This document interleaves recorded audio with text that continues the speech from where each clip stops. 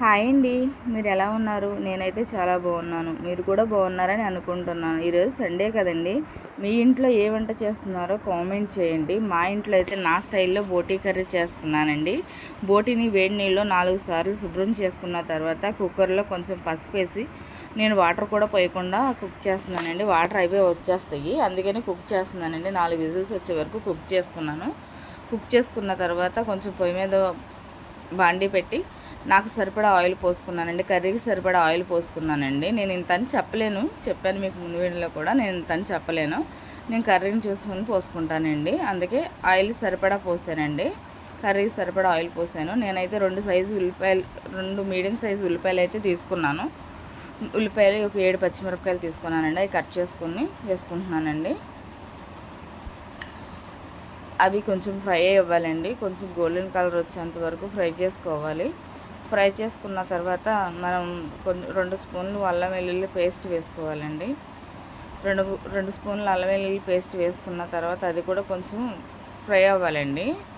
అది ఫ్రై అయిన తర్వాత మనం బోటీ శుభ్రం చేసుకున్న బోటీని మనం కుక్కర్లో తీసుకున్నాం కదండి, అది కుక్కర్లోంచి కొంచెం తీసుకోవాలండి. అంటే ఉడికిందా లేదని చూసుకొని మనం పక్కకు తీసి పెట్టుకోవాలండి. విజిల్స్ తీసేసి పక్కకు తీసి పెట్టుకున్నది నేను పక్కన తీసి పెట్టుకున్నానండి.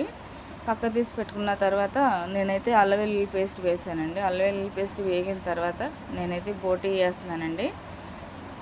బోటీ వాటర్ వస్తుందని చెప్పాను కదండి, నేనైతే వాటర్ పోయలేదు. ఉడకపెట్టుకునేటప్పుడు వాటర్ వస్తుందని చెప్పాను కదా, ఆ వాటర్తో సహా వేసానండి. కర్రీకి వాటర్, ఆ వాటర్ సరిపోతుందని అనుకుంటున్నాను. ఎందుకంటే బోటీ 4 విజిల్స్ వచ్చింది, నేను సరిపోద్దని అనుకుంటున్నాను. కానీ సరిపోకపోతే నేను ఆ తర్వాత మళ్ళీ యాడ్ చేసుకుంటానండి. బోటీని ఒక 5 నిమిషాలు ఉడికిన తర్వాత ఉల్లిపాయల్లో కొంచెం ఉడికిన తర్వాత ఉప్పు, నాకు సరిపడా ఉప్పు వేసుకున్నానండి.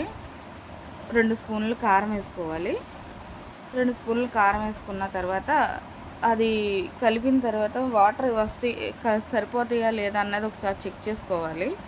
నేనైతే సరిపోతాయనే అనుకున్నానండి. ఆ తర్వాత మళ్ళీ కొంచెం ఎందుకైనా మంచిది, బోటీ కదండి, ఎందుకైనా మంచిది, మళ్ళీ ఇంకా కొంచెం వేస్తే బెటర్ ఏమో అనుకొని చిన్న గ్లాసులు వాటర్ అయితే పోసానండి. చిన్న గ్లాసులు మాత్రమే వాటర్ పోసానండి. మా బోటీ అయితే మా ఇంట్లో అందరం తింటాము, కాకపోతే మా చిన్న అబ్బాయి అయితే తినడండి. అందుకే తనకి చికెన్ ప్రిపేర్ చేస్తున్నాను. ఆ వీడియో కూడా మీకు వస్తుందండి. రోటీలోకి, బగారా రైస్లోకి అన్నిటిలో మిక్స్ అయ్యేలాగా నేనైతే చికెన్ కర్రీ చేస్తున్నానండి. అది కూడా మీకు వీడియో వస్తుంది. నేనైతే చిన్న గ్లాసు నీళ్ళు పోసుకున్నానండి.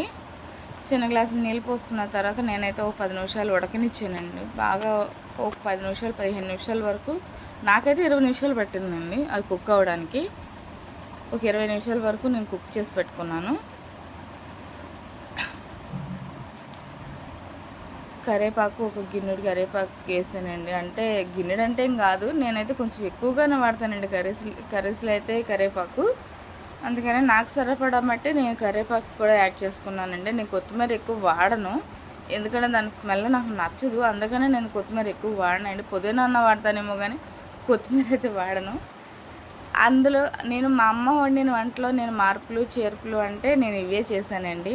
మా అమ్మ నాకు నేర్పిన వంట అండి. కాకపోతే మా అమ్మ నేర్పిన వాటిలో కొంచెం నేను కొన్ని యాడ్ చేశాను కాబట్టి ఇది నా స్టైల్ అని చెప్పాను. ఇది నా స్టైల్లో బోటీ కర్రీ ఫ్రెండ్స్. నచ్చితే లైక్ చేయండి, షేర్ చేయండి, సబ్స్క్రైబ్ చేసుకోండి. Thank you friends.